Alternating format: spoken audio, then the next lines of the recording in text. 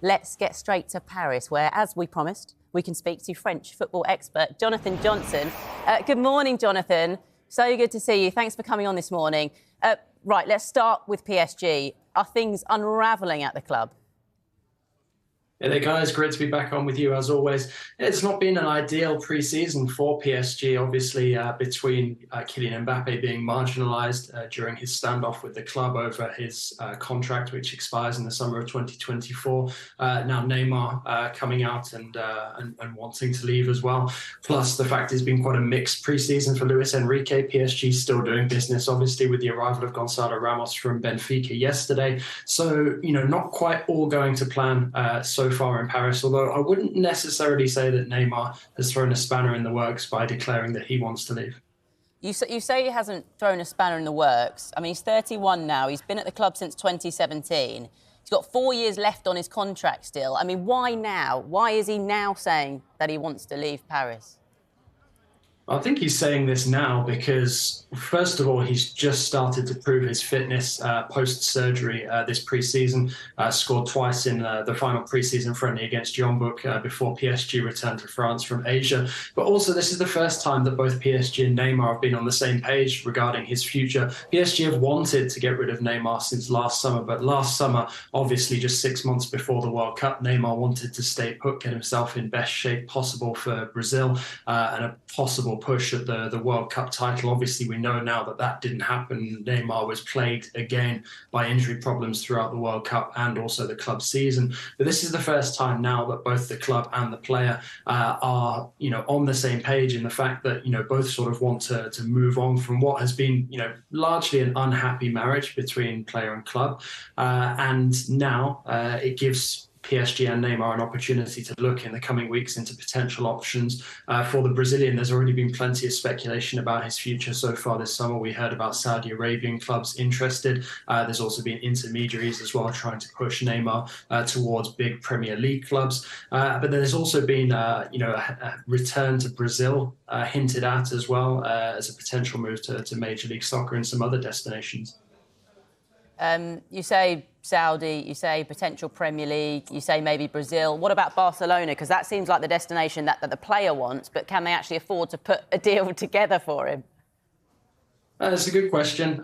Sort of in terms of the financials, it would be extremely hard for Barcelona to do so. You'd have to assume as well that any potential deal, would revolve around Barcelona potentially involving multiple players in a deal, and even then, that wouldn't guarantee that Barcelona still have the finances to do so.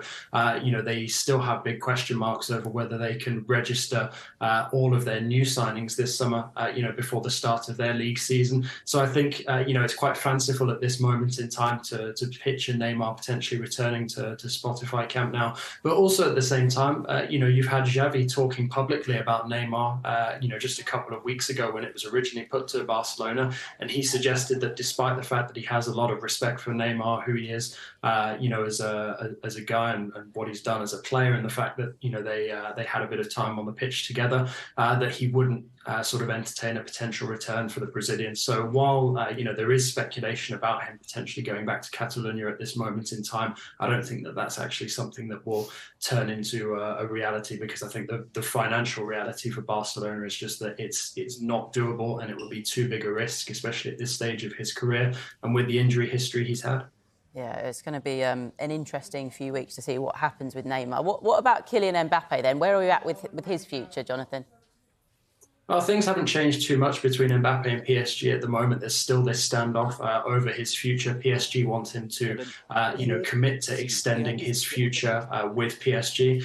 But Mbappe, no closer to making a decision in favour of staying on with PSG. There is still the suspicion in Paris that Mbappe and Real Madrid have an agreement for next summer, the summer of 2024, so not this summer. And there is also the suspicion as well that Real Madrid might come to the table and make some sort of offer between now and the end of the transfer window, but that it would be well below what PSG would be, hoping to fetch for Mbappe. But at this moment in time, he's still training away from the senior squad in what's called the loft, which PSG are allowed to have in place until the end of the transfer window. However, if Mbappe was to be a PSG player still once the transfer window is shut, that's no longer an option for PSG. So there would have to potentially be some sort of integration. The other interesting thing is that with potentially Neymar and Marco Verratti moving on in the next couple of weeks, you'd also have to say that the squad that PSG have put together this summer, should Mbappe actually end up staying at PSG, would probably be the strongest argument that PSG could possibly put forward to him to potentially extend his contract. Wow, okay, that's interesting. I mean, if Mbappe was to go, if Neymar was to go and they lost, well, they're two star players, aren't they? That would be a huge loss. It would be a huge loss, but equally at the same time, PSG have never been considering separating with both. In an ideal world, they would have been able to separate with Neymar quite some time ago. Like I mentioned, it wasn't possible last summer because of the World Cup. And it hasn't been possible so far this summer because Neymar hadn't been on the pitch after his surgery up until very recently. So now that there is that proof that he can get out there, can play and can still look like a difference maker, perhaps that gives PSG an opportunity now to potentially move him on somewhere. Same goes for Marco Verratti, who's been a bit in and out of the squad. But I don't see PSG separating with both Mbappe and Neymar. It would be a huge blow, and not just for PSG, but also for Ligue 1 as well in terms of star power. And just lastly, Jonathan, while we've got you, away from PSG, a player that is attracting a lot of interest over here, there are reports that Manchester United are interested in Jean-Clair Todibo at Nice. Tell us a little bit about him. What kind of player is he? And could he leave this summer? Will he leave this summer?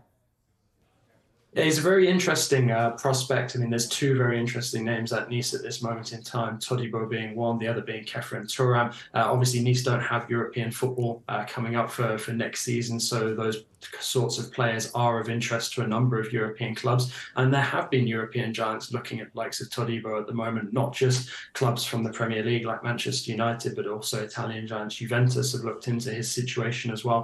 Todibo was somebody who burst on the scene quite young with Toulouse, sort of has bounced around since he moved to Barcelona, also spent a bit of time in the Bundesliga, but has sort of made a home for himself with Nice over the last couple of years, paired very well for a brief period of time with William Saliba, obviously at Arsenal now, and has got himself into the reckoning really to break into the French senior setup in the next couple of years. So it's no surprise that big clubs are sitting up and taking notice of Todibo. And I think given the fact that Nice don't have European football this coming season, it is a really good opportunity this summer to potentially get a player, who is already, in my opinion, Premier League ready, but somebody who also has a bit more room to develop at a reasonable price. Because if Nice were to requalify for Europe, somebody like Todibo, I think, would fetch a lot more than he could potentially be available for this summer.